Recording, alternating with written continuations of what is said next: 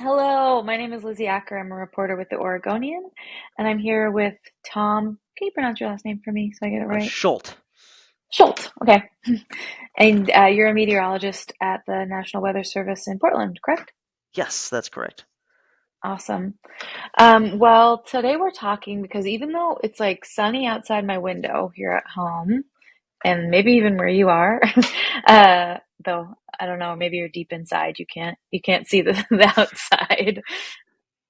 Yeah, It's supposed to be not sunny very soon. Can you tell me what's going to happen? yeah, absolutely. So it is pretty unassuming outside, right? I mean, it's pretty nice, honestly. It's nice and warm spring weather, not a lot of cloud cover. But Mhm. we do have a weather system that's approaching the coast, and with the nice sort of warm southerly flow we have aloft that's been responsible for the warm temperatures the last few days, that's going to combine with this incoming weather disturbance and give us some thunderstorms, the intensity of which are very unusual for this area, more akin to something that you would see in the Midwest or even on the East Coast. So yeah, we're expecting that activity to increase as the afternoon goes on. Is that because it's so warm that it's unusually intense thunderstorms? Yeah, yeah. Part of it definitely has to do with how warm we have been, and will be this afternoon. I mean, we're looking at record-breaking high temperatures from mid to late March, which is very unusual.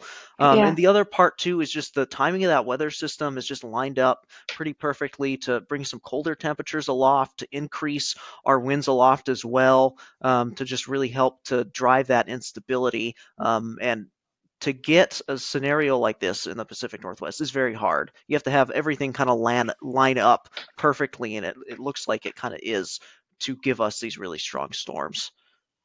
So when will the thunderstorms start in the Portland area? So, just in the Portland area, expecting that to occur around 3 to 5, 3 to 6 p.m. is sort of the big Mm. window that we're looking at. The activity is going to start actually to our south, down towards like Eugene and Lane County, likely around noon to 2, and then progress northward as the rest of the afternoon goes on. Again, reaching Portland sometime in that 3 to 5, 3 to 6 time period. And I know that we've seen some things that there might be some pretty big hail. Um, can you tell me how big and how do you know? Yeah, so hail, there's several different variables that go into it, but the two big ones you need a lot of instability, which we're going to have today. It's the atmosphere is going to looks a lot more like something that you would see in Oklahoma than typically that we see here. So we have a ton of that instability, and you also need wind shear to help those storms organize so they can maintain the updrafts and build up the size of those hailstones.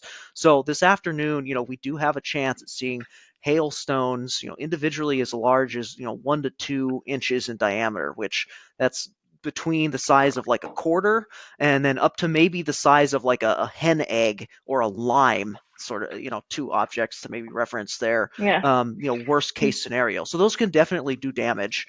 So, people should definitely be, keeping kind of their eyes out this afternoon and making sure that they have the ability to get weather warnings as things evolve. And speaking of Oklahoma, apparently there's a 5% chance of tornado today. Yes, yeah. So we've been collaborating with the Storm Prediction Center, and right now it looks like there's around a 5 to 9% chance to see a tornado within the region here. And I know that 9%, that doesn't seem really high, but compared to what we normally see here, it is.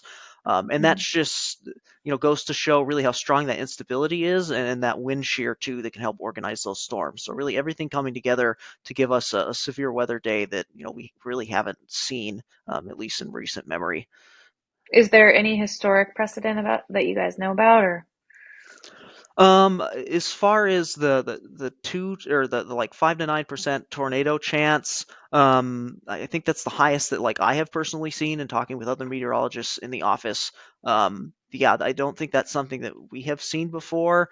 Uh, Mhm. Typically, when we see severe thunderstorm activity like this, like even just the large hail and winds, it's more of a cascades and to the east. It's not. Mhm. It's rare that we see that extend westward into the Willamette Valley. So yeah, definitely a very rare scenario that we do not see very often. I was talking to someone earlier, and you kind of alluded to this also, that if there is a tornado spotted on radar or reports of tornado, um, people will likely get alerts on their phone. Um, is that true? I guess that's Yes, accurate. yes.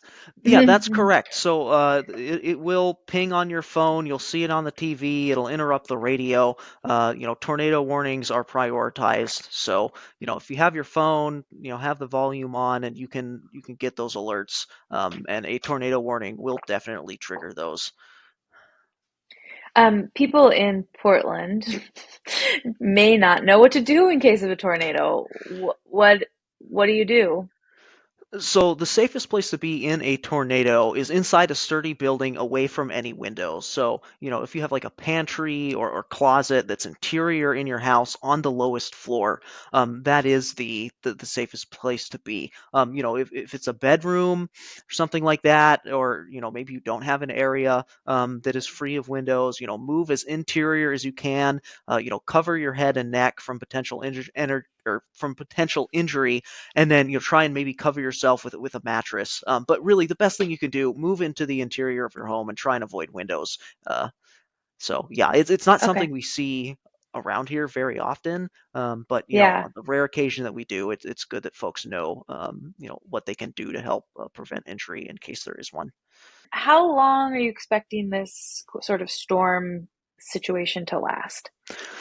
So for the Portland metro area, we are expecting thunderstorms to last into the early evening hours, from up to maybe 6 to 8 p.m. After you get towards 9 to 10, that activity will move well off to our north and east, and we'll return to sort of our more typical showery pattern without any of the severe thunderstorm threat. Mhm. Tomorrow, unfortunately, we are moving back to pretty near normal temperatures. It's going to be showery. Maybe a slight chance of a thunderstorm, but nothing nearly as strong as what we're expecting this afternoon. So, going forward, expect us to return to much closer to normal conditions. Okay. I'll allow it. Well, thank you, Tom. Is there anything else that you think people should know before we sign off? I would just say that today, make sure that you're thinking like, hey, if I get under one of these tornado warnings or get under a severe thunderstorm warning, where do I go? Make sure you have sort of a plan in your head, just in case you happen to be in the firing line of one of those stronger cells. And then, just have multiple ways to receive alerts. So, maybe the power goes out and, you can't watch TV anymore. Keep your phone charged. If you have a NOAA weather radio, that's great. Have that out and available, and, have your phone ready as well, just so you have multiple avenues to receive alerts as the event unfolds this afternoon. Perfect. Well, thank you so much. We really appreciate it, and hopefully we all stay safe. Yeah, thank you.